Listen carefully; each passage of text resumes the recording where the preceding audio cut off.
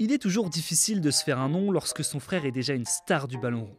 D'Hugo Maradona à Digao, en passant par John Mooney, ils sont nombreux à avoir été propulsés sur le gazon et à tenter de relever ce défi avec passion. Certains ont réussi, beaucoup ont échoué, puis d'autres vont prochainement se lancer. À l'image d'Ethan Mbappé, le petit frère de Kylian, qui a décidé de construire sa propre histoire en rejoignant le LOSC. Mais que vaut-il réellement ? Le club ship-t-il un nouveau talent au PSG ? Ce sont les questions auxquelles nous allons tenter de répondre dans cette vidéo. C'est parti.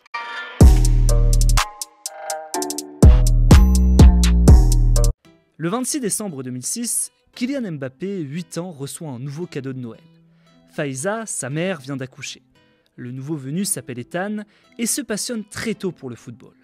Originaire de Montreuil, en Seine-Saint-Denis, il marche sur les traces de son frère Kylian en rejoignant l'AS Bondy en 2015. En dehors des terrains, le petit Ethan suit les exploits de son frangin. Pour la petite anecdote, c'est lui qui trouve sa célébration iconique au détour d'une partie de PlayStation en 2017. Année durant laquelle il quitte l'US Bondy direction l'académie du PSG. À 10 ans, il pose alors avec son aîné sur la pelouse du Parc des Princes pour une photo collector et n'est pas perçu comme un fort potentiel. Sa famille a la possibilité de l'intégrer à l'INF Clairefontaine 2 ans plus tard, comme l'a d'ailleurs fait son frère, mais se rétracte. Ethan Mbappé reste donc au PSG et on commence à s'interroger sur sa marge de progression. On se demande en effet s'il sera capable de percer au plus haut niveau et de rejoindre un jour Kylian. Ces interrogations naissent de son physique et d'une coordination assez douteuse. Sa dimension athlétique le sépare du haut niveau, ce qui signifie qu'Ethan a tendance à manquer d'intensité, de dureté face à des adversaires nettement plus développés. Pour faire simple, les recruteurs l'estiment grand et frêle, un peu lent dans la gestuelle. Mais son intelligence et sa détermination, souvent louées, vont l'aider à progresser et les regards finissent par évoluer. À l'automne 2022, le cadet de la famille est surclassé en U19. C'est à partir de là qu'il connaît un développement express et qu'il gravit les échelons à un rythme effréné. Même si son déficit athlétique reste à combler, Mbappé a bien évolué. Il prend part à sa première séance avec les pros le 30 octobre 2022 et lancé dans le grand bain du football senior lors d'un match amical en décembre à seulement 15 ans. Ethan Mbappé prend du volume, progresse dans la transition défensive. Sa présence à l'entraînement des pros lui permet de gommer certains manques. Contrairement à son frère, plongé dans les tractations d'un possible transfert, il est retenu pour la tournée à l'été 2023 en Asie, une belle récompense. Le jeune Titi parisien fait preuve d'un comportement exemplaire lors de la tournée et n'est guère perturbé. Il dispute même la dernière rencontre de préparation en Corée du Sud contre le Jinboing Hyundai Motors.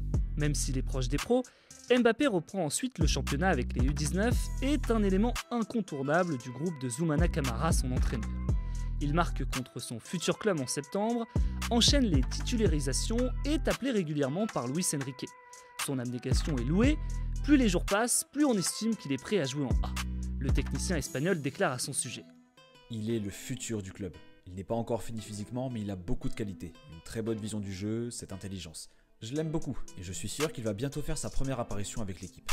L'Espagnol finit par joindre les paroles aux actes. Ethan Mbappé dispute ses premières minutes en Ligue 1 face à Metz avant Noël, une entrée dans le temps additionnel méritée et le cliché que toute la famille attendait, Kylian et Ethan réunis ensemble sur le terrain sous les mêmes couleurs, le jour des 25 ans du meilleur buteur du PSG. Mais après ses premiers pas en professionnel, Ethan Mbappé retourne en U19 et ne sera plus appelé pendant un certain temps. Fait-il les frais de l'annonce du départ de son frère à la direction parisienne en février ? Fort possible. Le club rétorque de son côté que de nombreux cadres sont revenus de blessures et que la concurrence est plus importante. Une situation qui n'empêche pas un autre Titi, en l'occurrence Seny Mayulu, de se faire une place dans les groupes le week-end. On a donc vite l'impression qu'Ethan Mbappé est utilisé comme un symbole d'une affaire qui dépasse le cadre sportif et qui ne le concerne pas directement. Il a pourtant fait savoir qu'il souhaitait rester dans la capitale et y signer son premier contrat professionnel. Problème, la décision de son frère va geler les discussions. Paris, brouillé avec son entourage, n'est plus tellement motivé à l'idée d'étendre son bail. Très vite, les signaux s'orientent donc vers un départ libre. On pense alors qu'il compte suivre Kylian à Madrid, mais l'intéressé met fin au suspense à la sortie du camp d'entraînement du PSG et enterre l'hypothèse. Ce futur départ ne semble pas le perturber. Ethan Mbappé finit par retrouver le groupe d'Enrique début avril. Il joue 17 minutes contre Lorient, puis rejoue une petite demi-heure lors de l'ultime journée face à Metz, ce qui porte son total à 3 apparitions en Ligue 1 sur la saison 2023-2024, sans oublier le temps de jeu glané en Coupe de France. Il est bien entendu sacré champion de France avec le PSG, l'équipe Fagnon, mais aussi les U19. L'équipe dans laquelle Mbappé Junior a joué 21 matchs pour 8 buts et 6 passes décisives, des statistiques assez impressionnantes pour un joueur qui, on va le voir, évoluait au milieu.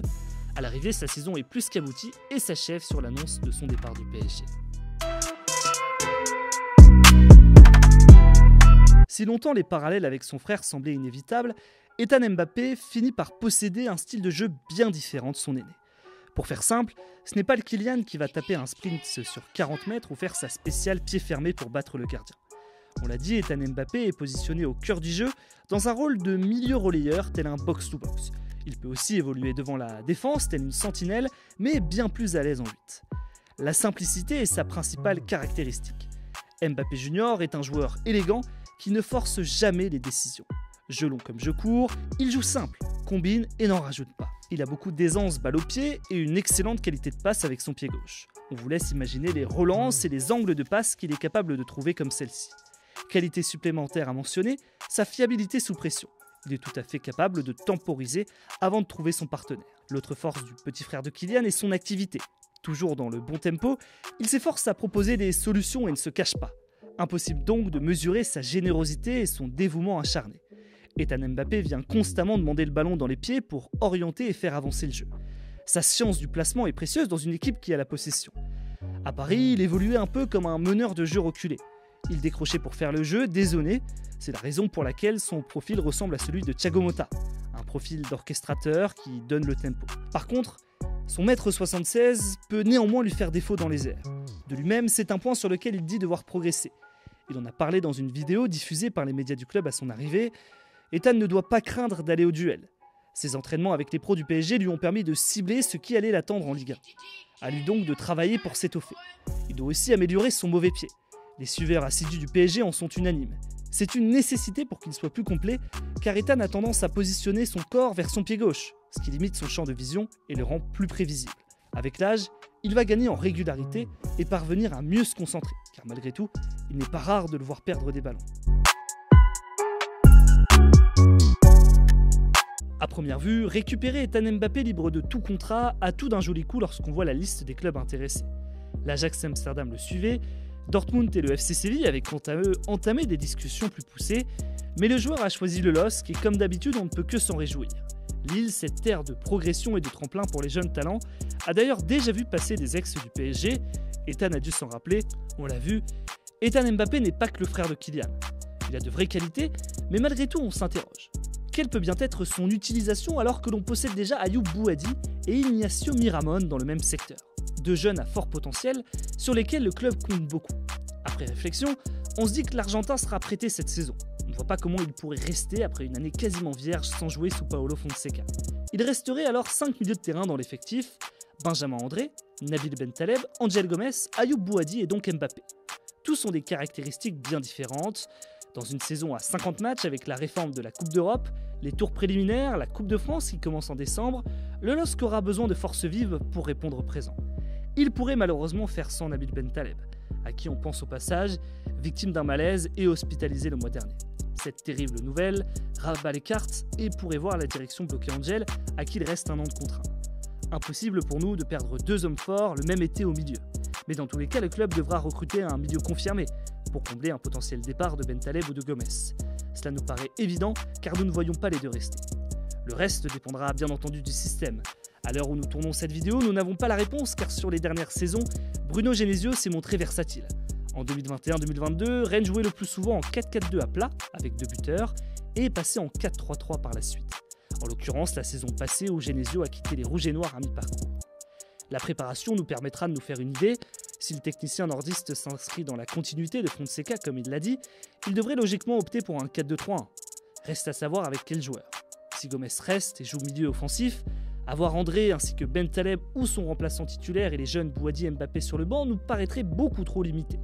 Sauf si bien entendu, ils sont capables d'exploser très rapidement comme a pu le faire Euro.